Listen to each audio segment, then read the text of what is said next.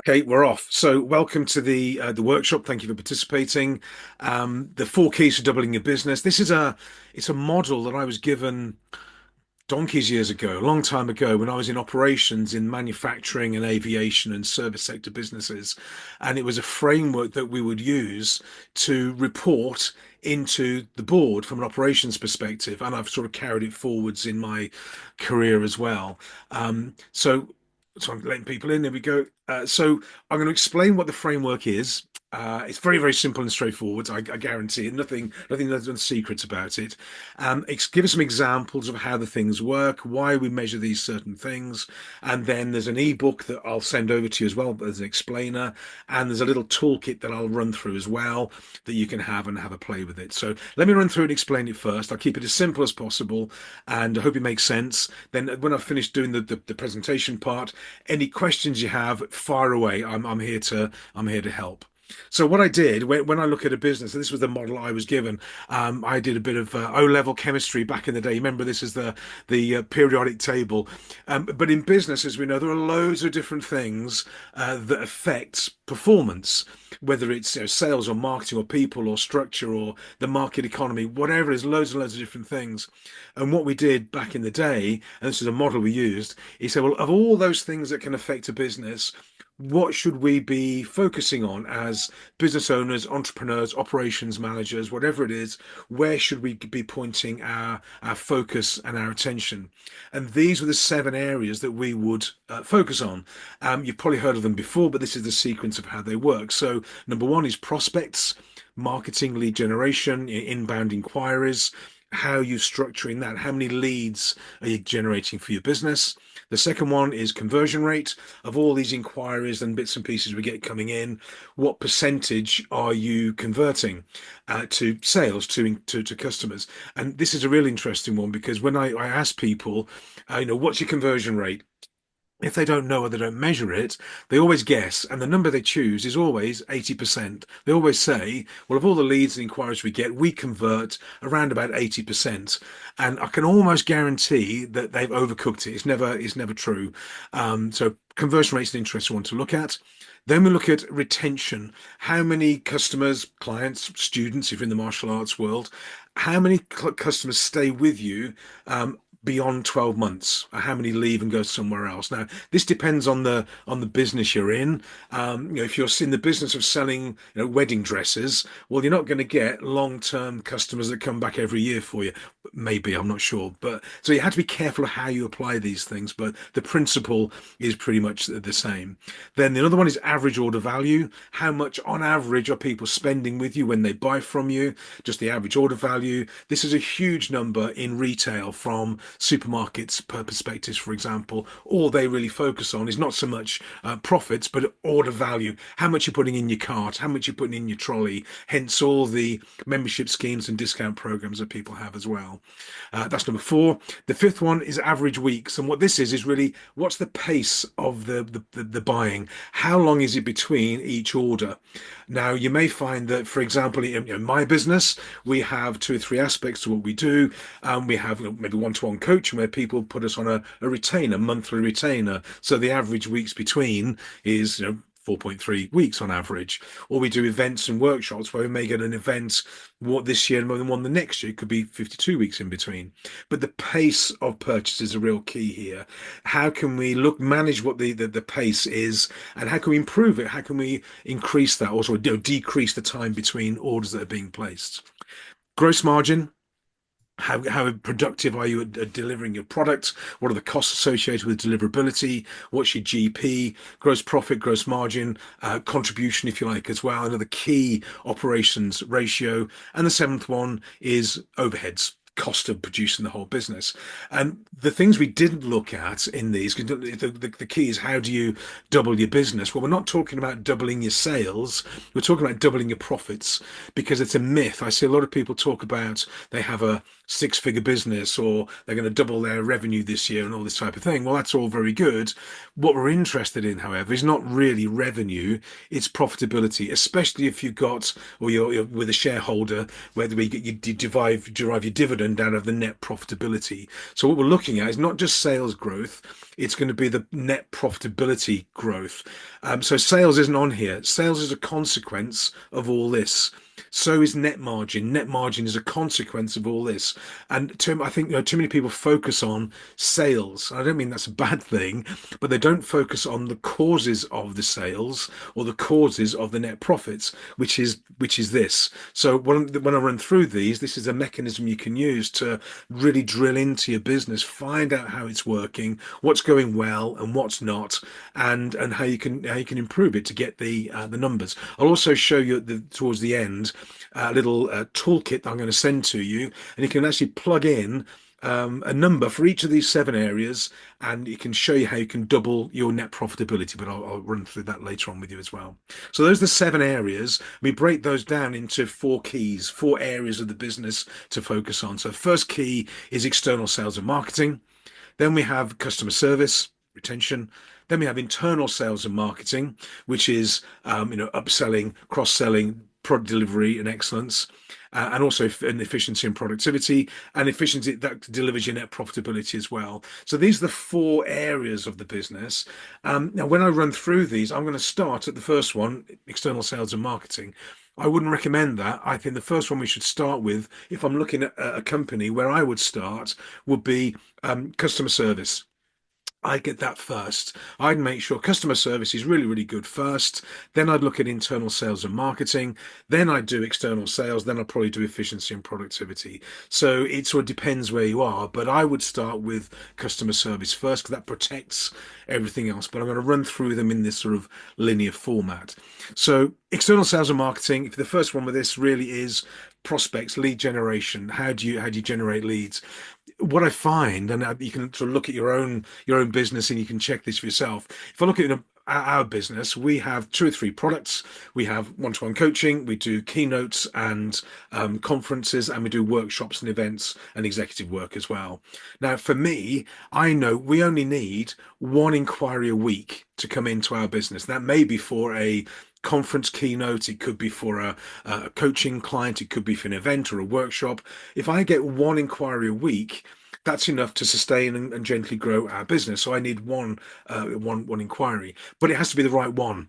It has to be from the people that we want to get inquiries from. It may be in Luxembourg. I think Julia will understand this one. Maybe we want to work with the big financial institutions in Luxembourg, for example, which we do, or the big banks or insurance companies. How do I target a big American bank in Luxembourg? Or how do I target a business owner in the USA who wants to work on a coaching program? So the marketing that we do has to be pointed towards the people we want to attract. Most people, I see it's a generalization here, but most people's marketing is either not very good, ineffective, or it's not consistent, or all three, and we're all guilty of this. Whether it's social media or it's Google or it's whatever it is, we're not consistent with it. And the key here is to look at what's it cost us to get a client, cost us to get an inquiry, acquisition cost of a new customer, new student, new client. So for me, I know what my acquisition cost is because we measure it in terms of specific money being spent out and what the result is going to be. So I'm prepared to spend about £250 or €300 on a new client. That's what I can afford to invest that in my marketing, my activity. Maybe it's events or networking or Google, but we're really focused on generating this number of prospects coming through, and this is what it sort of feeds the pipeline to a certain extent. So we should have 10 strategies in any business for lead generation, which sounds a heck of a lot, but actually we should have overall, and I'll give you what we do and you can use your own sort of take on it. But you must have social media. That could be LinkedIn, Facebook, Instagram, TikTok, YouTube, for example. We should do physical networking, we should do events, we should do Google, we should do pay-per-click, we should do visual videos. Who here's on who's doing, just not just put your paw up maybe, who's doing videos on TikTok here for their business? Who's visible on TikTok? Yeah, excellent, good. because it's or videos onto LinkedIn, for example, or Facebook or Instagram. And it's one of those things we should have a range of all different things we do. We put them all out there. And being blunt, we don't really exactly know what the feedback is from each one, but they combine together to generate leads and inquiries. When we first came to Luxembourg, which was 15 years ago, we came from the US. From the UK via to the US and here, and Lynn said, Lynn's my wife, my boss. And some people know her in what we do. She said, "Well, my job is to make you famous in Luxembourg," and it wasn't a fame thing, but it's a visibility thing.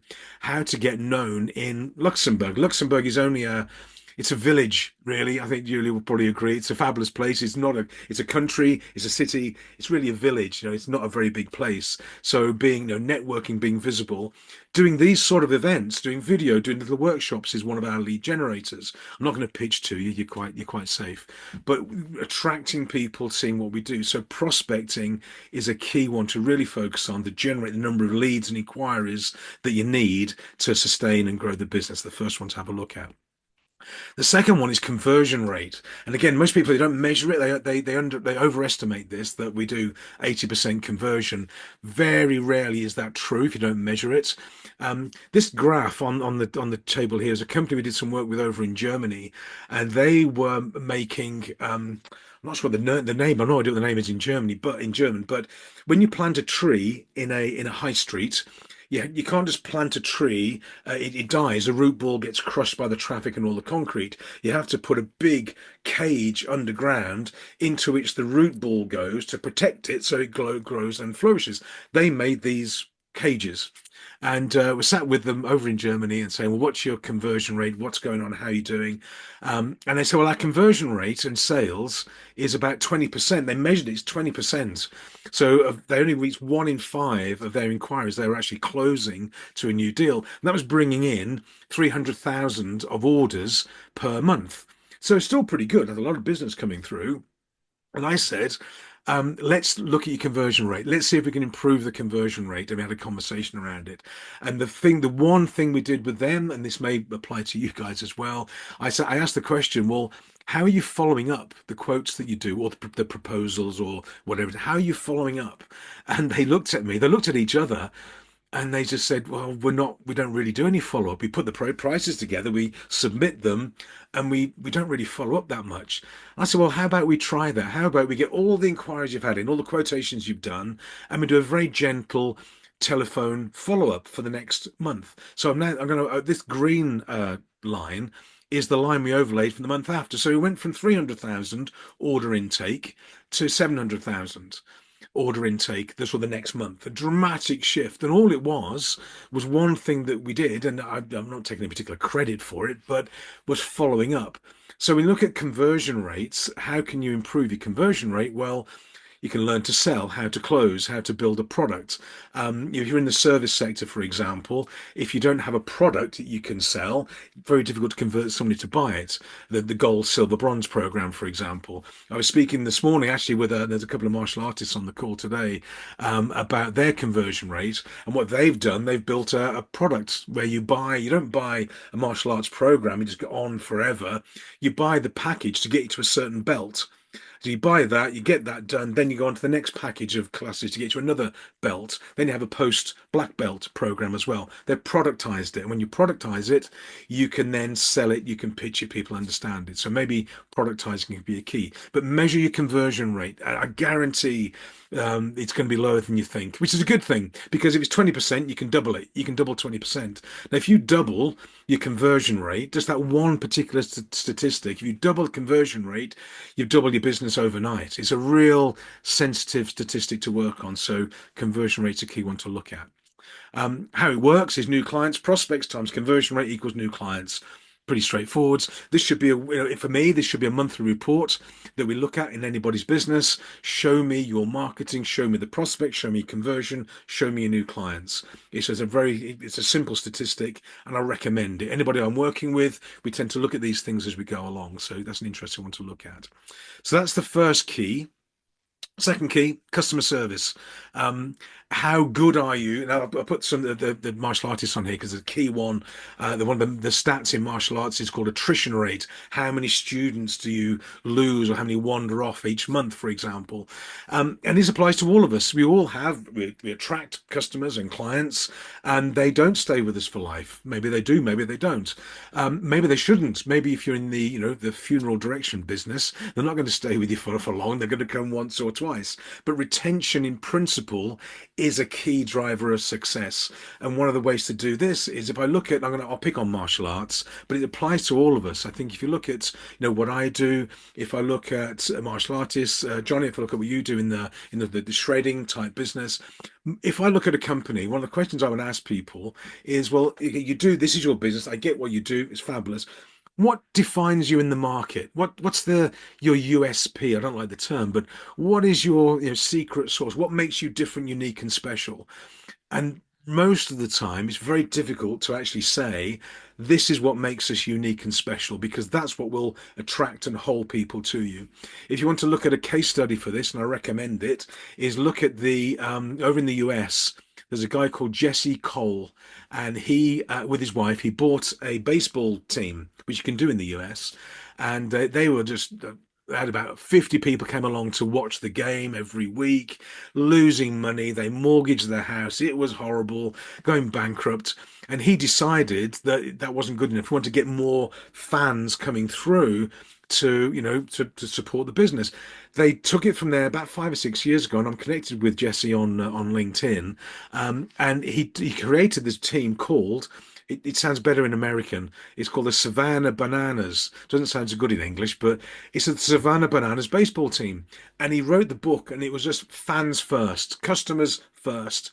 Now they've gone from that, from 50, 60 people a week coming to the academy, to the stadium.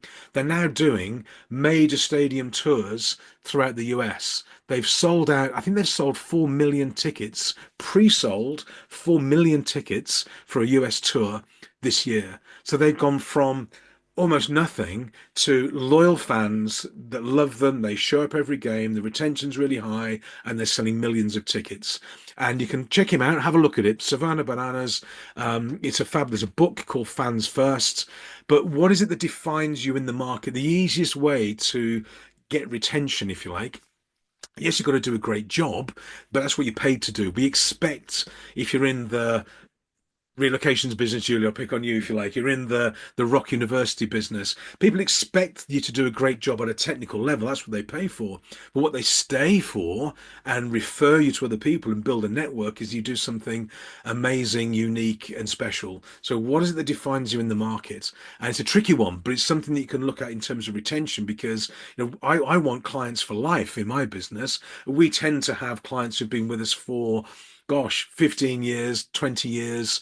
The average is good. Not everybody stays, not critical. Nobody stays with us for that long, but we like to have long-term relationships with clients. It's good for them, good for business, and we can see them grow on a steady basis. But we have to do something different than we would otherwise do. So retention's a key driver. What's your retention rate in your business?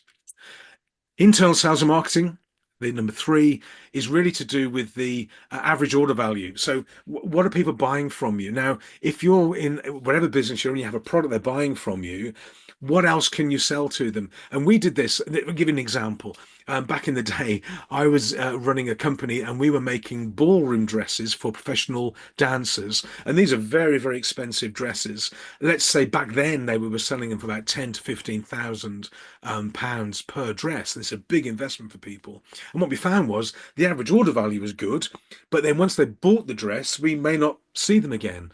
So how could we increase the order value? So we would sell them the dress, but then we'd invite them to have the dress maybe modified or dyed or coloured, or we'd have shoes that would match it. We'd bundle things together. We'd have a maintenance program for them. We'd sell them on the day as well. And all these things were highly valuable to the customers. We looked to increase the order value. So when people are buying something, What else can you sell to them? Now, this you've got to be careful with this one because it can be seen as sort of, just dragging cash out of all your customers. But if they're spending money somewhere else and they should be spending it with you, for example, then that's what we want them to do. So what is your average order value and how can you increase that? What can you do to increase it? The easiest thing to do with this one, put your prices up. And that sounds a bit sort of counterintuitive, but so many companies, especially in the SME sector, including martial artists, they don't charge enough for what they do. They just don't. Now, if you go back to the previous slide and you're doing something unique and special and world class and amazing and life changing and fabulous quality, you should charge for it. You absolutely should charge for it. I mean, you do that first, put your prices up. Now, if you put your prices up by 5%, 7%, nobody's going to notice. They're not even going to realize you've done it if that sort of level here. But if you look at the pricing model, and I'll pick on martial artists because it's an easy one to go for, where the average in the UK for martial artists is around about 45 to 50 pounds a month to be a member of a martial arts academy.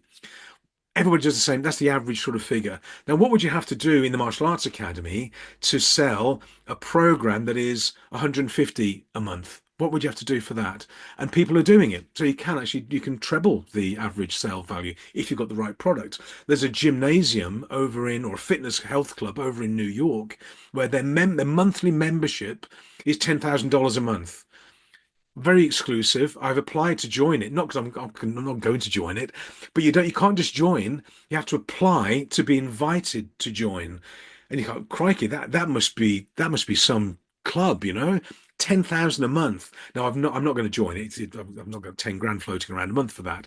But we undervalue what we do because our fear in business is that we put our prices up, people won't buy. People don't buy on price unless we let them. They just don't. So average order value, key measure. Price up is one way of doing it. Bundling, productizing is another great way of doing it as well. So really work on the average order value. You don't need more marketing to do that. Just sell more to existing clients. And then average weeks between. And now it's a different one to apply to different companies, different businesses. But what is the average time between the placement of an order? And now if you've got, let's say, I'll go to the extremes. Martial arts again, for example, they tend to pay a monthly fee. Okay, so the average weeks between order is 4.3 weeks. Same for me on some of my programs. We work on a retainer basis. Therefore, the average weeks between is 4.3 weeks. Monthly retainer comes through. Well, how can we increase that? Well, all we do is look to what else can we sell to those people in between the regular retainers. So for me, for example, it could be I can sell them a book if I want them. Here's a book, €10, whatever. Here's a book, a workshop, a retreat, an event, a one-on-one coaching program, a psychological profile for one of their team, an intervention somewhere.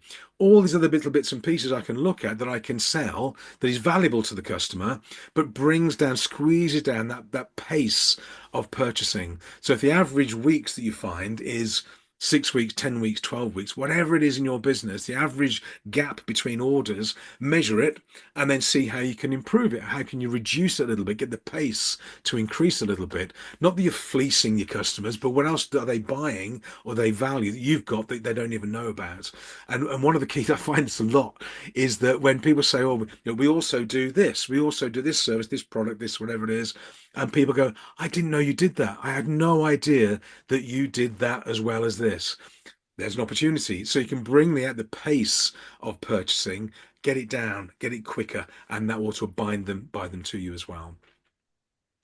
And number four, efficiency and productivity. So this is really looking at the output of the business, but gross margin is really your productivity. How good are you at providing the good or the product or the service, and how you can increase your gross margin? Well, again, these are all linked. So putting your prices up will increase your gross margin as well, but be more efficient, more productive. What costs have you got associated with the delivery of the product or service?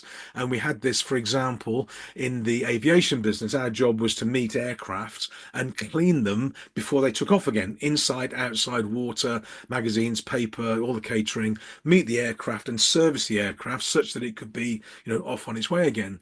And the margins were pretty tight on that sort of business. So how could we improve that gross margin? And what we found was the biggest cost that we had wasn't the cost of doing the job on the aircraft, it was getting the people to the aircraft on time. They were waiting, lost, they couldn't find it, didn't have transport. Heathrow, Gatwick, and Stansted were my responsibility. How do you get people around an airport quickly and efficiently? So what we did, we bought a fleet of, I think, 35, maybe 40 London taxi cabs, the typical black cab. We gave each crew their own vehicle. And they took it onto the airport and they could drive around the airport. They all had to have licenses. And we found that reduced the time, the waiting time and the delivery time. It improved our on-time delivery, improved the quality. The retention of staff went up. They were happy with what they were doing. It improved our gross margin. And it just meant that we managed what we got, but we spent a lot of money on it as well. But that investment meant our gross margin went up. It also meant that all the taxi cabs we had liveried up in our logos. So they were seen all around the airport. It was mobile marketing as well. So look at your gross margin, and every company's got a gross margin. Make sure your accountant is reporting it to you properly. How can you improve that gross margin? How can you get it up by a few points? It's a key driver. And you can do this without any sales and marketing. Just do something more productive, more efficient, or whatever it is, and you can get some real fabulous results from just managing your gross margin, GP. And then finally, overheads. You've probably seen on the news now. I guess you have. This is not a political statement at all, but Elon Musk over in the US is looking at all the. I think is it the Department of Government Efficiency, and he's looking at all the costs and all the money and things that are going on. I think not we need him, but we need to do the same sort of thing in our companies as well. Look at all the costs, all the things that are being spent on stuff, and see where you can make some savings or improve the productivity and efficiency. And we do a regular run through where we look at all our direct debits, for example, we're paying out from the bank. We have three accountants. We have a British accountant for our British company. We have a Luxembourg accountant and a French accountant, and they don't talk to each other, so it's a bit of a nightmare. But review your overheads, compare your actual to your predicted, look at any costs you're not sure about, and see if you can get your overheads down by 10%. What can you do? What can you cut out? What can you rejig? What can you renegotiate? Renegotiate your insurance, renegotiate your phone package, renegotiate any expenses around the business, and see if you can get those overheads down. It's really sort of dead money if you're not very careful. But managing your overheads. And then what happens after all that, that will manifest itself as net profit. Gross profit minus your overheads, net profit. And that's what we're looking to increase is your net profit. I prefer, and you can do this. I prefer not to increase sales, just increase the profitability by being more efficient in the business. Do that first. Everybody goes down sales and marketing first. Not necessarily true, not the right thing to do. Because for example, if you're very good at, or not very good at converting, for example, conversion rate of 20%, all the sales and marketing you do, you're only going to capture one in five. Get your conversion rate fixed first, then do your marketing, then you'll catch more of it. So gross profit, overheads, net profit. That's the model that works. And what I'm going to show you now, it won't take just a couple of minutes, and we'll have a Q&A. I'm going to run through this. It's a template toolkit. So I'm going to stop sharing the PowerPoint and show this to you. But what it does, it means you can have this, and I'll send it to you. You plug in your numbers from your company into these boxes. Here, you plug the existing numbers in here, so you're going to measure it first, and then you put in what the improvement's going to be. Well, you're going to improve the average sale value, improve the retention, and it'll calculate for you what the benefit will be to you in terms of your overheads and your profitability. So let me just stop sharing to end the show. And then I'm going to go back. I didn't know I could talk so much without stopping. It's unbelievable. So I'm nearly finished. It's okay. I'll come to you in a second or two. So,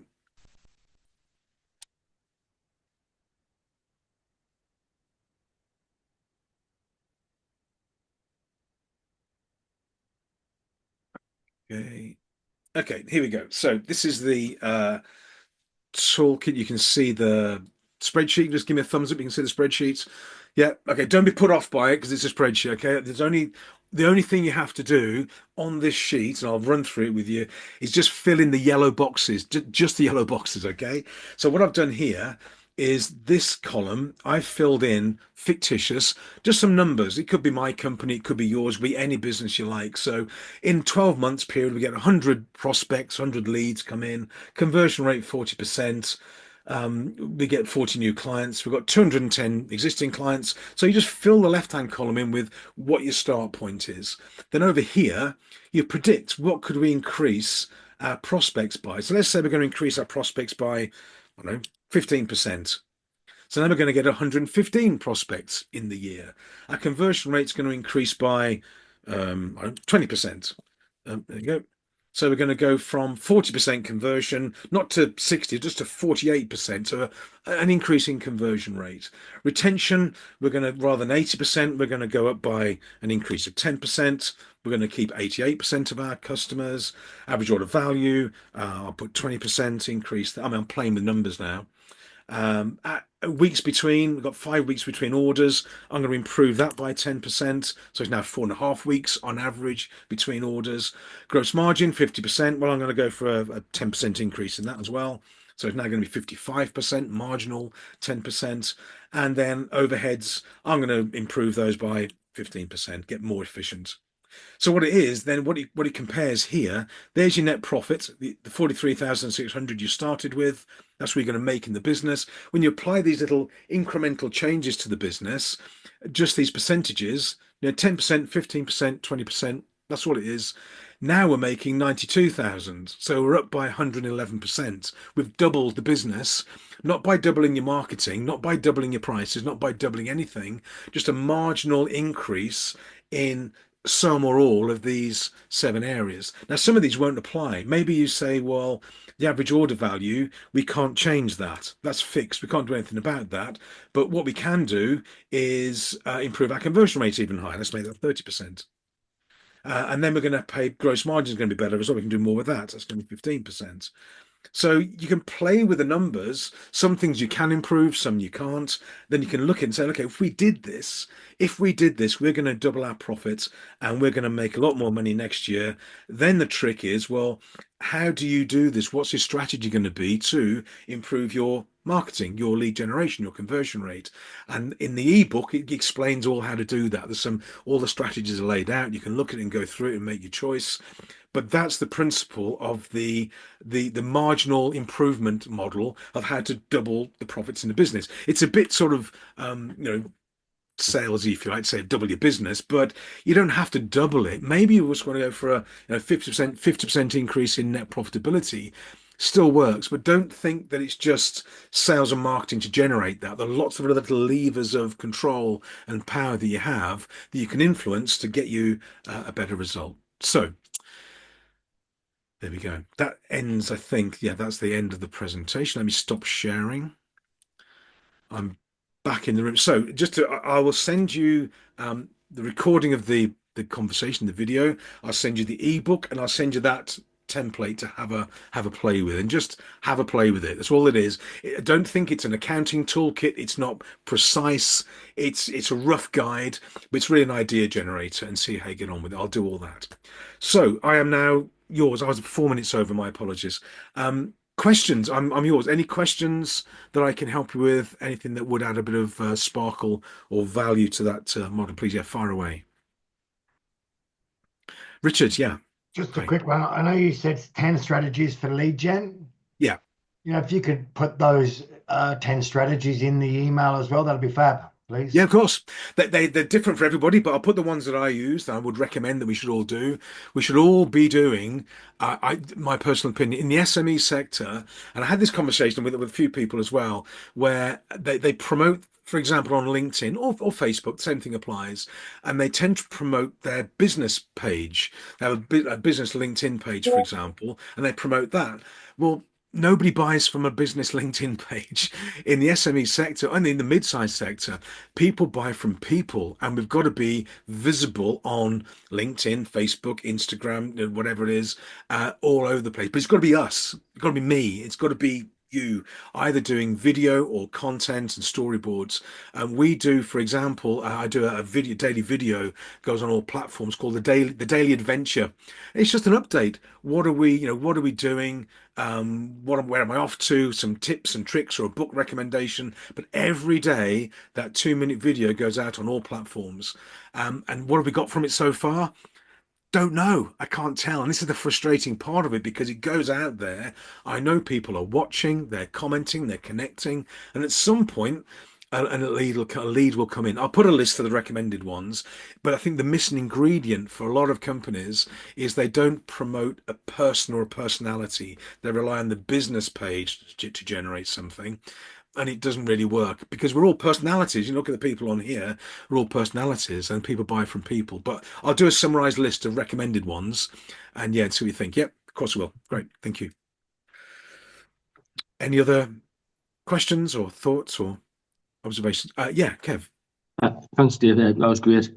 Just on the sort of the building the business and the lead gen side of it, and the fact you're doing a daily post, which is great. But there's a lot of marketers now, these gurus telling us we should be sending a daily email. How much is too much to be popping in somebody's email box, do you think? This is my personal view. I don't do email. Mainly because the hit rate is so low. It means 0.1%, so low response rate. I think it's probably more irritating than effective to a lot of people. And you think about it, when was the last time you responded to a marketing email and bought something? We don't. We tend to want to discover things. So I don't use email. What I will do is I will find somebody on social media, for example, connect with them, and then I may send them some information via email, but it's sort of permission based. But I find, yeah, I mean, if somebody sends me a daily email, I'll block them. I'm not interested. Because I think we want to, from a buying point of view, and we're all buyers as well as sellers. If you look at how do we make our buying decisions, we base on value, opportunity, or need, likability, and I'd recommend there's a book recommendation here I'd look at. It definitely is a book called Influence. Richard, you know this. Influence by a guy called Robert Cialdini, Cialdini. Robert Cialdini. He's a professor at MIT. It's a seminal book, probably 15, 20 years old now, but it's about the psychology of persuasion, what draws us to each other as people and individuals and businesses. And he lays it out in a very nice, elegant way. And one of the key ones, I think, in the sector that we're all in, to a degree, it's, do I like this person? Do I trust them? Do I resonate with them? Where's the key? If I'm going to put my kids into a martial arts academy, I want to know who the heck's going to be there. I don't want to have a bland email. I want to see the person. I want to meet the instructor, see the environment. Give me a guided tour by video or something like that. I go, okay, these guys look quite friendly, or whatever it is. And I think it's the same in any business. In the, Julia, in the relocations business, the same thing as well. If I'm going to trust you to move my family to Luxembourg and look after the house, the school, the visa, that whatever it is, I want to know who am I going to be dealing with? What do they look like? What do they sound like? What's the experience going to be like? So for me, emails, I don't bother with email marketing, because you've got to send about 10 million out to get any sort of response, and I don't find it works in my sector. If it works in your sector, then absolutely great. But I just find it's a waste of time, basically. Yeah, I mean, to be fair, the advice they're putting out to put in your email is exactly what you've just spoke about, making that personal connection and content, just using email as a vehicle. But I say I've got a couple of people that I've getting emails off now, and I've stopped even looking at it, just it gets deleted. But yeah, okay, that's great. Good answer. Thank you. It does. I think so, because it just becomes, because we all get it. We all get overloaded with marketing. And I think what's happening as well is, and I can't prove this, but AI has arrived. We've got AI everywhere now. And marketing people, and I don't think anybody on this call, they love AI because they can produce a picture and an image and some text and a video, and they can put a voiceover and they blur it, charge it out everywhere. Everybody knows it's fake. They just do. They know it's fake. And I predict there'll be a move, not away from AI, but towards authenticity, where people are going to make purchasing decisions when they see the real person, the genuine article, the storyboard, and they go, right, I can connect with these people. There's a resonance there. So when I do my content, for example, you'll see the stuff that I do, and it might be business stuff or about whatever we do. It might be, me with the dog, with the beagle walking around. It could be me and Lynn on a road trip somewhere or having a cup of coffee, or whatever it is. And what it means is people they get to know us. That's where they come from. And one of the conversations I had at the end of last week, somebody contacted us through Instagram actually, and had a conversation. And he said, "And we're going to do something." It was all good. He said, "You know what?" He said, I knew what I was going to get when I looked at your videos, your content, your pages, your structure, all the stuff you've done. Before I spoke with you, I knew what I was going to get, and you've absolutely matched up to that expectation. There's no surprises and no shocks. You sound the same, you look the same, you've got the same approach. And it was a real good. That's my intention. That what we put out there is a genuine, human, honest, authentic. Some people like it, some people don't, but enough people like it that they go, "Huh, this guy talks a bit of sense. Let's have a conversation and see what happens." And that's all it takes. That's all it really takes. But yeah, but I think email, I think dilutes what we're up to. Thank you. Gosh, I'm still talking so much. Yeah, Daniel, yeah. Yeah, it's kind of like with emails, like what one of the challenges we've got from a central like support office for different martial arts schools, it's difficult to like reach all of members and like communicate messages when you're going through it, thinking like we've got ways to automate like emails to students at like different points.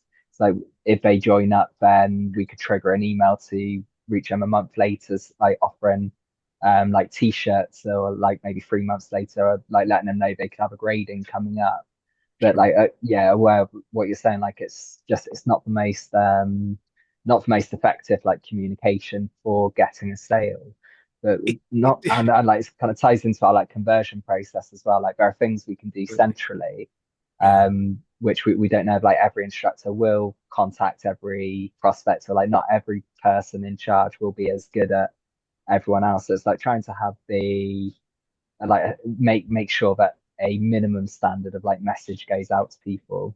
Yeah. Um, but yeah, like then the challenge is kind of like how do we um sort of improve the results from that? Like how do we use like the automated messages from a central place to encourage people to buy from instructors?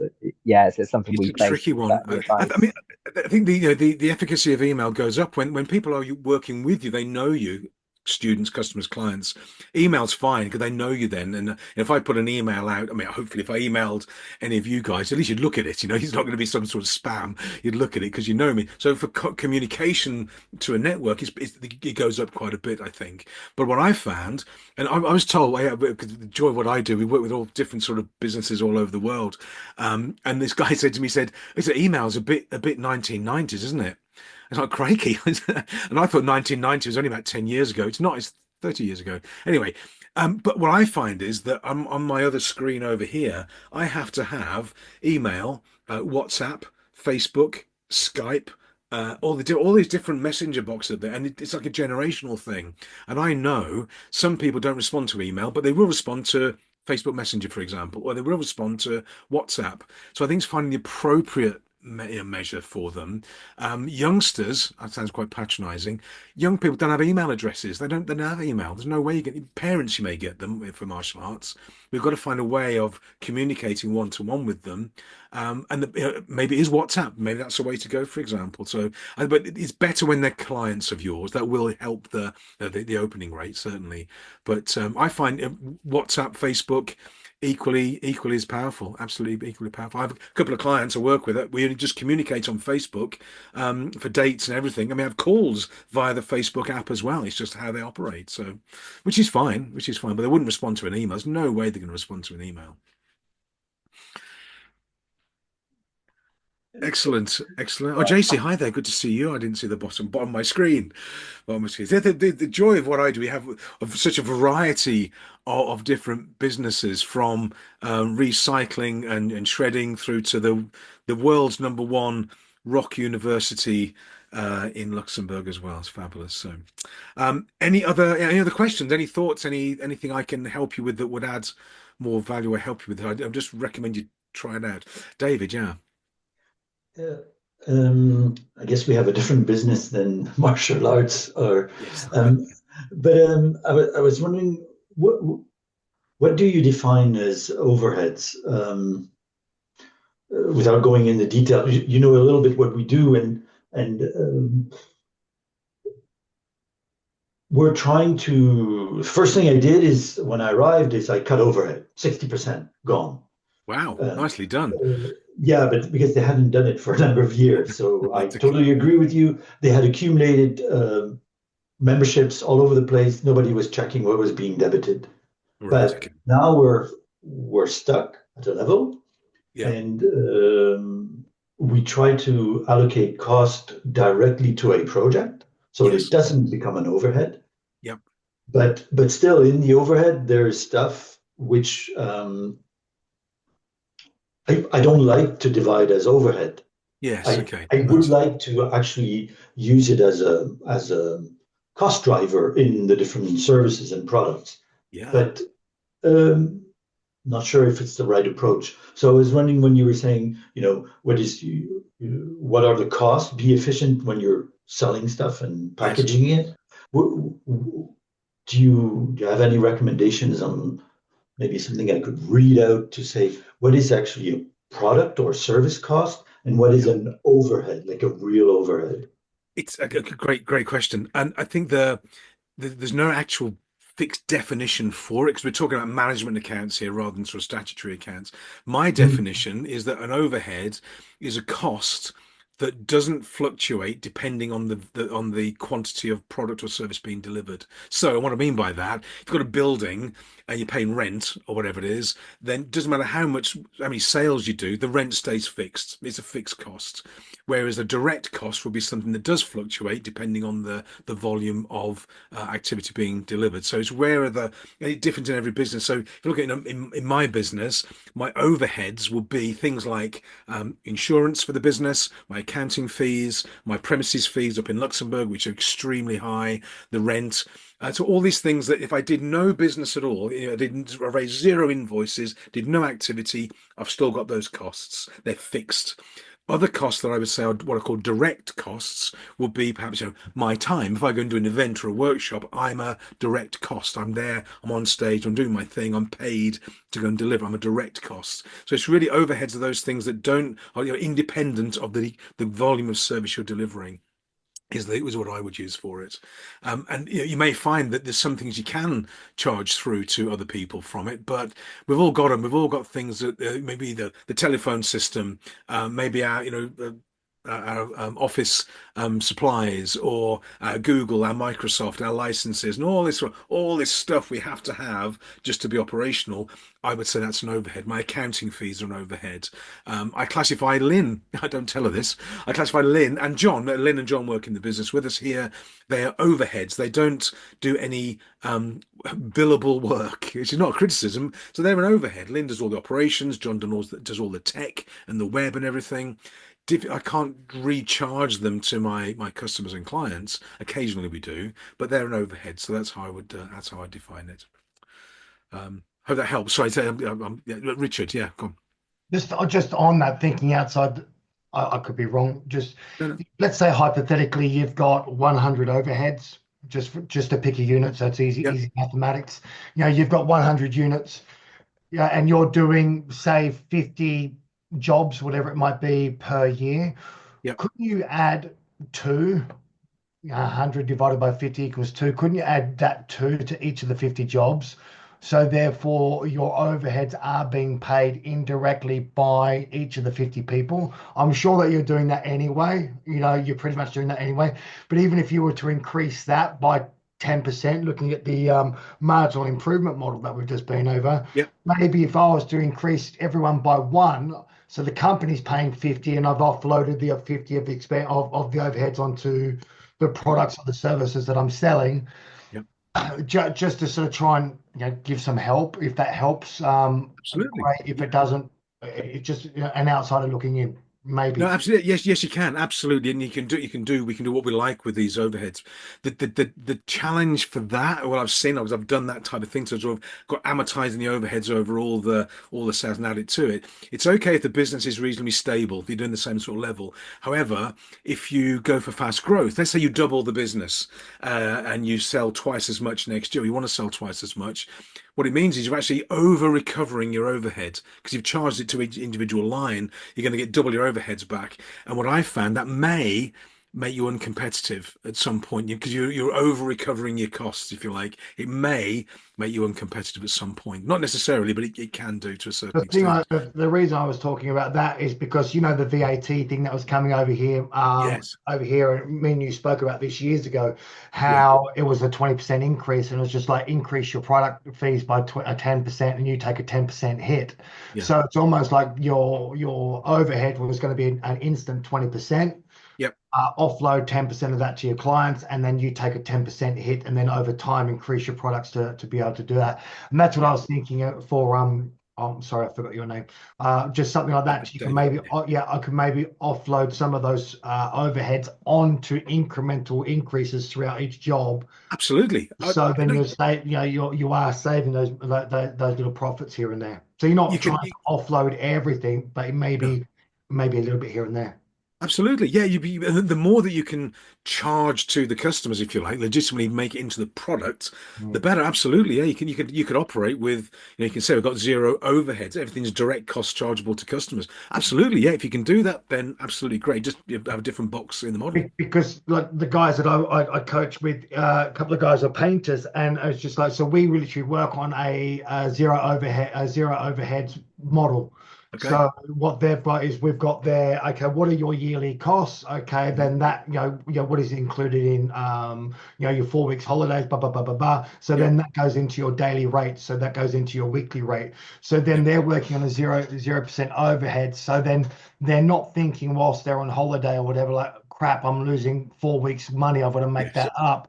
It's already been factored into the costing of the previous jobs or the ones that they're coming up.